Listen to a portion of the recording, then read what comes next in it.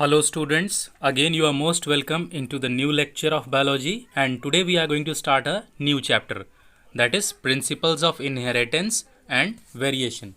So let us see children, in this chapter what are the topics which we are going to study. See, the first topic which we are going to discuss is genetics. Okay, so what do you understand by genetics? The term genetics was coined by Bateson in the year 1906, and the principles and mechanisms related to heredity and variation are studied under genetics. So what is studied under genetics? The principles of heredity and the principles of variation. Heredity principle means that how the characters are transferred from parents to the offsprings, and how these characters and features which are transferred from parents to the offsprings leads to sometimes variation, leads to differences in the offsprings. This is studied under genetics. So now next is heredity.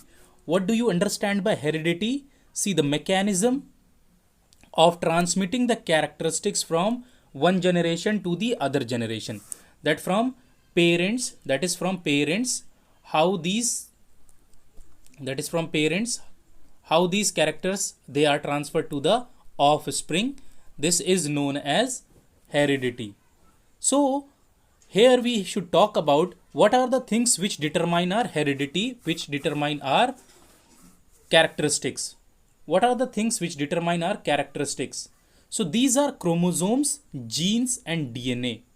Almost they all are closely related to each other. So chromosomes are the basics of heredity. You can see the structure of chromosome over here. Chromosomes are the basics of heredity, and genes are regarded as physical basis. Whereas DNA is the chemical basis of the heredity. Whatever this chromosome is there, if you talk about the chemical, DNA is the chemical. Deoxyribonucleic acid is the chemical which is making this chromosome. And various positions on this chromosome is known as genes. Hope it is clear. Now let us talk about some pre-Mendelian point of views. Means before Gregor Johann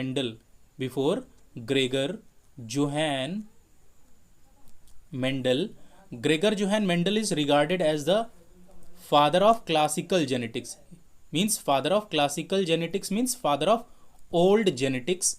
So we are going to talk about what are the concepts and the viewpoints which existed before Mendel. One of the theory or the viewpoint is Pythagoras vapor theory. So according to this theory, the different parts of the body, they produce very fine particles. For example, there is a living individual. Suppose this living individual is there. So full body, each and every part of the body of this living individual makes some very fine parts, very fine particles, gaseous particles they make. And these very fine particles, they pass from parents to their offsprings.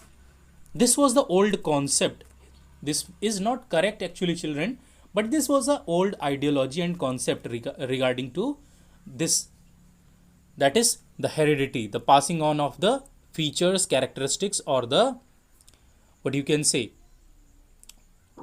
messages from parents to their offsprings. The features or characteristics or special characteristics from parents to their offsprings.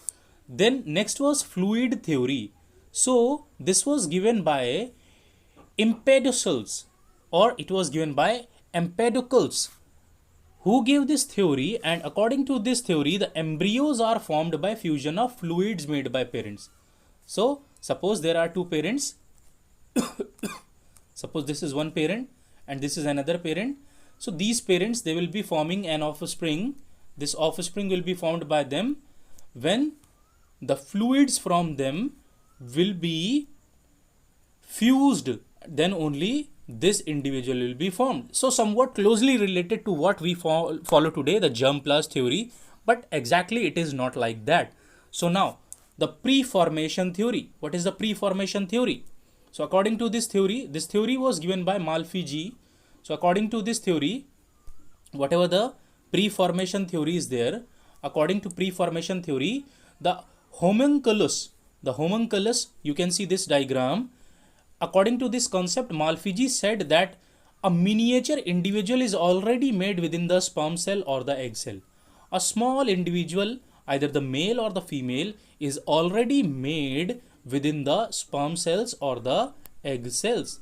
So when this egg cell or the sperm cell is there in the mother's uterus, it will generate a male or a female. Like that, some concept was there.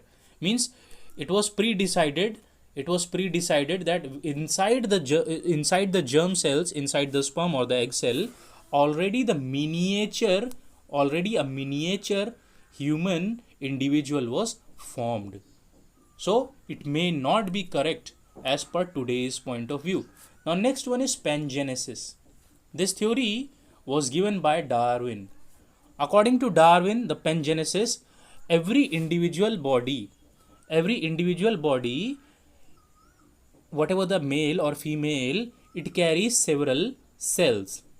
Either the male or the female body, it carries several cells. And these cells, which are called as gemmules, or gemmules, you can say. So these gemmules form new individual. They form new individual. Means according to this theory, that whatever the gametes are there, they can be made any part of the body. But it is not correct. According to germplasm theory, the gametes are formed only in the testes in the males and the ovaries in the females. But according to pangenesis, the gametes may be made anywhere in the body. Anywhere. Any cell can act as a gemmule. Okay.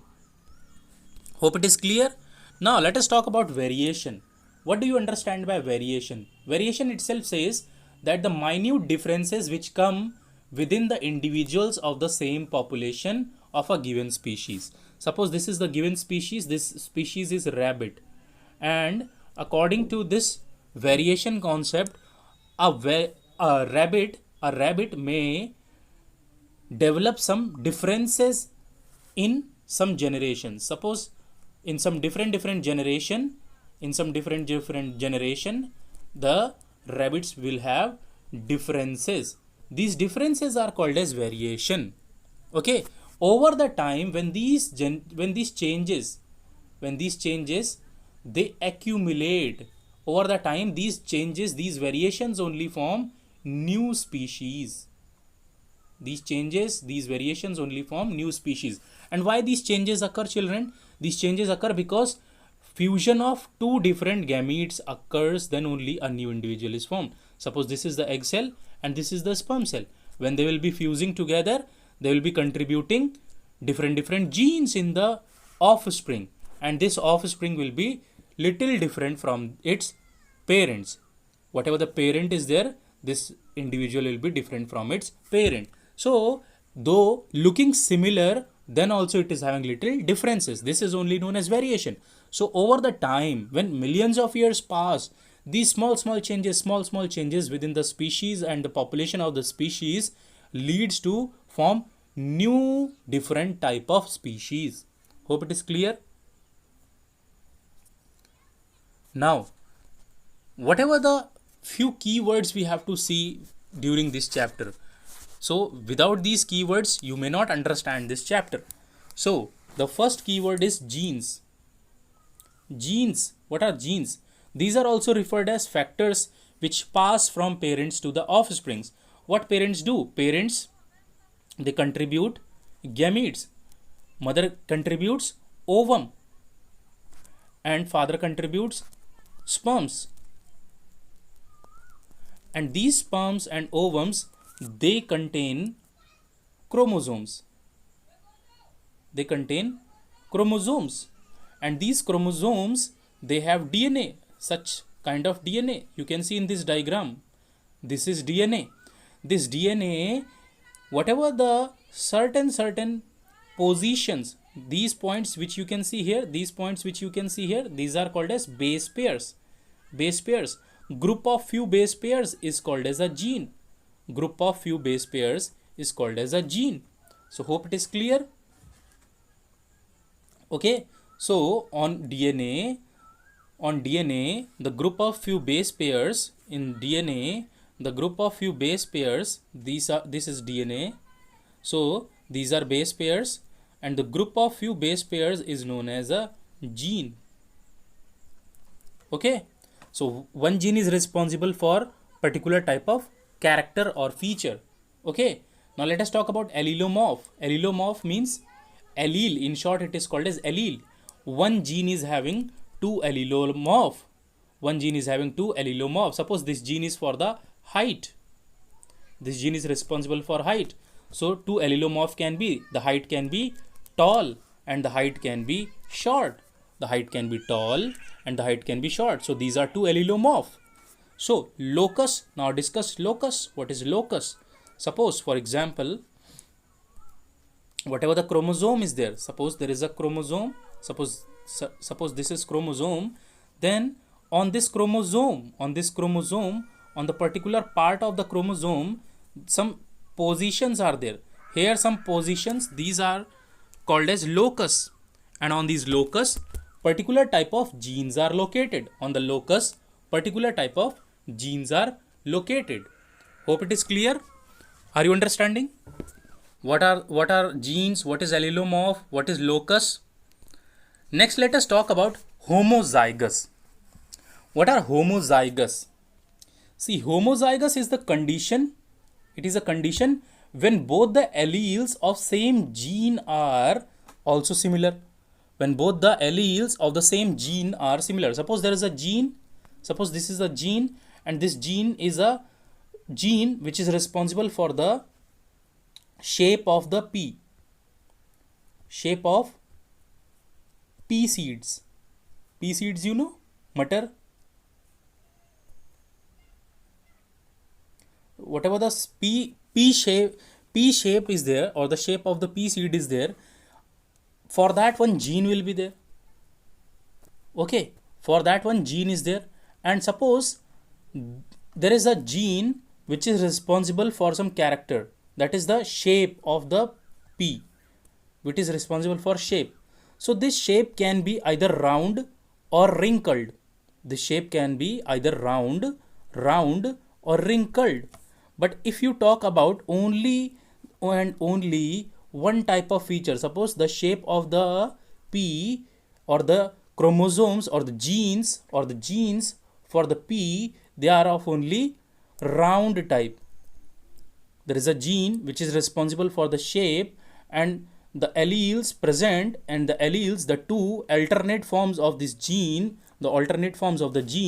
they are only of same type. Suppose round and round, then the condition is known as homozygous. Again I should repeat that when both the alleles are of same type of a particular gene, there is one particular gene which is responsible for any feature. Suppose here the feature is shape of the seed, and the shape of the seed is suppose round, and both the alleles are of round type only.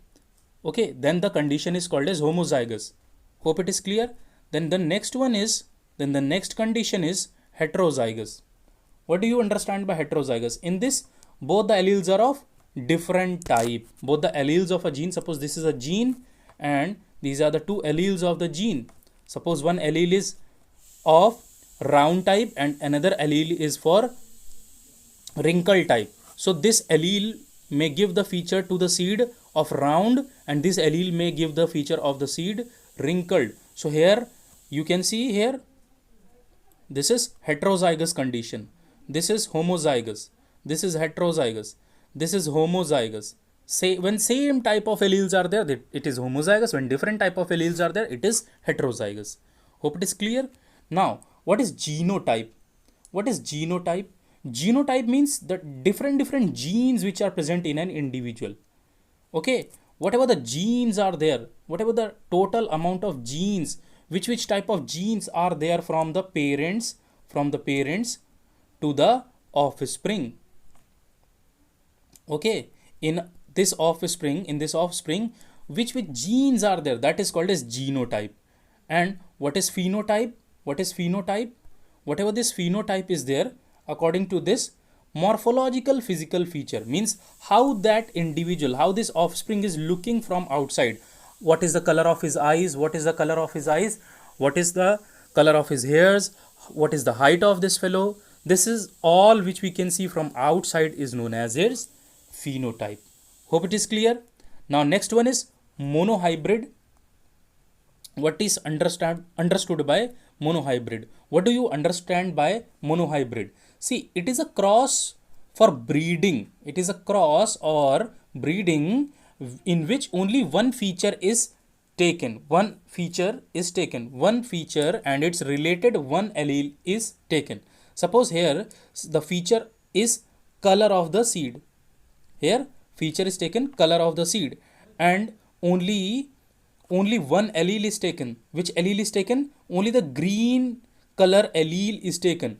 Then this kind of the cross between the two individuals will be called as monohybrid cross. For example, again I should remind you, that is, suppose one parent is there, another parent is there, and for example, so here we are taking about plants, so let us take plant only.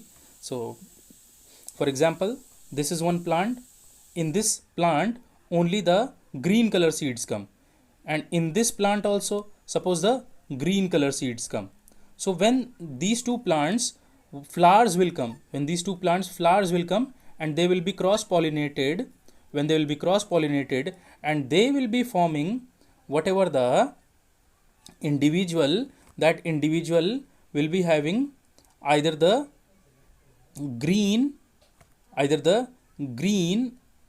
feature of the seeds, means the green feature of the seeds will be dominant, because in both of them only one feature has been taken. Means you should understand that it is a cross breeding, or it is a breeding, or it is a cross in which only one pair of allele is taken. Suppose here this is one parent, here its green alleles are taken. Here both the alleles are responsible for green color. Here another parent is there, here both the alleles are for the yellow color. So here same type of alleles are taken, and when the cross is made, the dominant feature will be green. Here actually the feature of color is taken. Okay, when only one feature we talk about, when one feature is taken during the cross or the breeding, that is the monohybrid cross. And when we take more than two pairs of alleles, you can see here the shape as well as color, both the features, and both of these features genes, or both of these features alleles have been taken. So this type of cross will be called as dihybrid cross. And more than two features, here one feature we have taken, here two features we have taken, and more than two features when you talk about, it is a polyhybrid cross. Hope it is clear. Now let us talk about the gene pool. See, the total possible genes for a species is known as gene pool. Okay, that how many genes are present in an individual, how many number of genes are present. Here it is by mistake, it is the wrong spelling over here. The gene spelling you write like this: total number of genes, what possible amount of genes the individual species may have, different type of genes. Okay, then genome. Let us talk about genome. What is genome? The number of genes which come from parent to each of the offspring. Means number of genes, which type of genes are coming from each parent to the offspring. Here suppose mother is there, and here suppose father is there. Which genes are coming from them into an offspring, that is the child, is known as genome. Okay, now let us talk about F1 generation, that is filial one generation. F1 generation means first filial generation or F1 generation. See, the offspring produced by two genetically different parents. Here two genetically different parents we are taking. One parent is there which is producing purple color flower. One parent is there which is producing white color flower. And when the cross is made between them, it is making the dominant flowers which are purple, the dominant feature of purple flower is seen over here. So here two different individuals are taken with two different genetic features, and whatever the generation is this is F1 generation.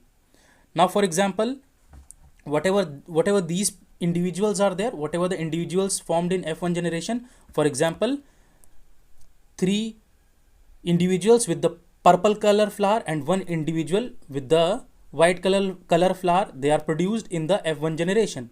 Now amongst these individuals, suppose two plants we are taking, one again for the which is having purple color flower, again one more is having which is purple color flower, means a cross breeding within the F1 generation.